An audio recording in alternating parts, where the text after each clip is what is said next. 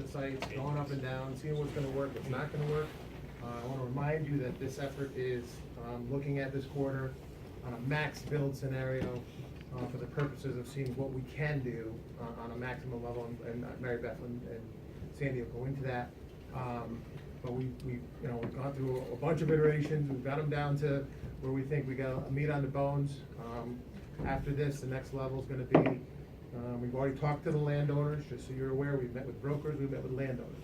We met with the town, we met with the LDC committee that is assigned to governance. We met with Motown. So everybody's been brought up to date on where we are. Now we're ready to kind of bring it to you guys and say, hey, here's where we are now, and these are the next steps, this is where we're going. On a side note, I know it's not in the report because some interesting things have happened since I sent the report in, because Michelle will tell you that I always send it a week in advance. You do. I should. You're very good. So we are in the running for 3 significant projects.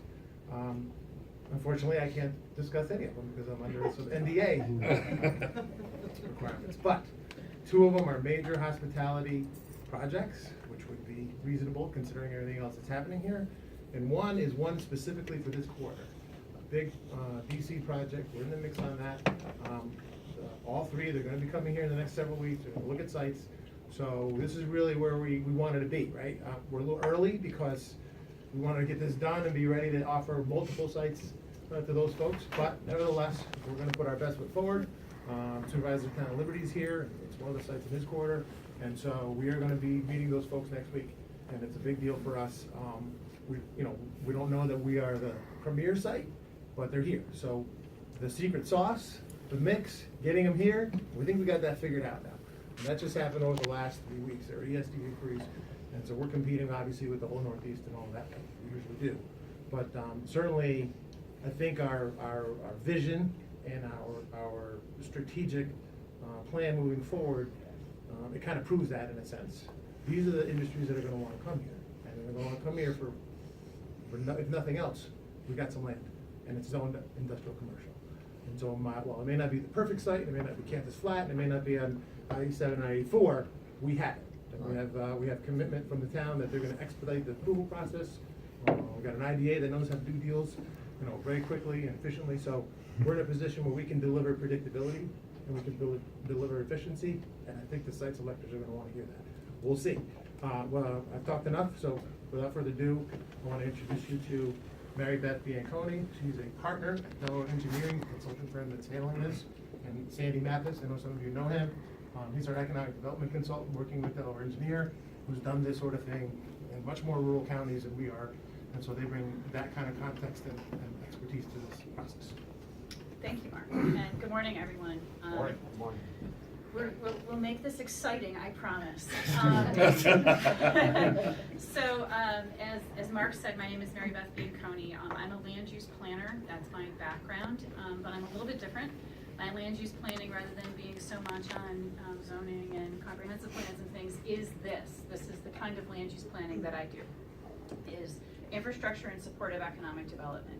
And our firm specializes in that. We specialize in the infrastructure that brings value to communities. We've worked with Sandy now for, scary, I think 11 years, something like that. And as Mark said, we've done this kind of approach in other places that don't have the starting point that you do. And I think that that's something important that I want to point out. I'm from the Finger Lakes and I live in Saratoga County. My work takes me up to the Plattsburgh area, down to Binghamton, and the entire east side of the state, all the way down to Westchester, Rockland, Putnam.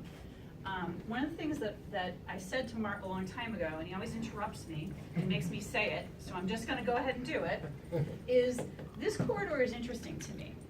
We have a lot of places in upstate New York where there was a state highway that somebody decided somewhere along the line it should go from a 2-lane, sort of country highway and turn into a 4-lane divided highway with exits.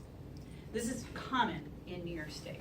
What is uncommon about this corridor is, first of all, its history, which is an agricultural industrial history. We look at the land uses along this corridor, the existing land uses, Lavella Poultry and Hudson Valley Foie Gras and Noni's Bakery and a number of other things that are along this corridor. We have similar corridors all over upstate New York that do not have those things. They do not have that degree of economic vitality as a starting point. Many of the places where Sandy and I have worked are starting from literally nothing. Or from, we'll call it sort of generica, you know, a highway strip that has a Dunkin' Donuts maybe, and some small retail shops and a smoke shop and that kind of stuff, which is great. But it's difficult from an outside perspective, and remember, the people who were looking to invest in this corridor are probably from the outside, they're not local folks. We want to say this is a springboard. We want to say this is a place in these communities where the communities embrace economic development, embrace jobs, and embrace a level of intensity here that's appropriate for this corridor that does a lot of things for you. Obviously, all in one spot allows us to leverage and get better infrastructure, better cost, those kinds of things, but also, and jobs, but also helps you protect the areas of your communities that you don't want to have these kinds of land uses. Places that you do want to stay very rural or very, maybe even open space, just nothing, those kinds of things. So this is an interesting corridor. I want to talk a little bit about our methodology, how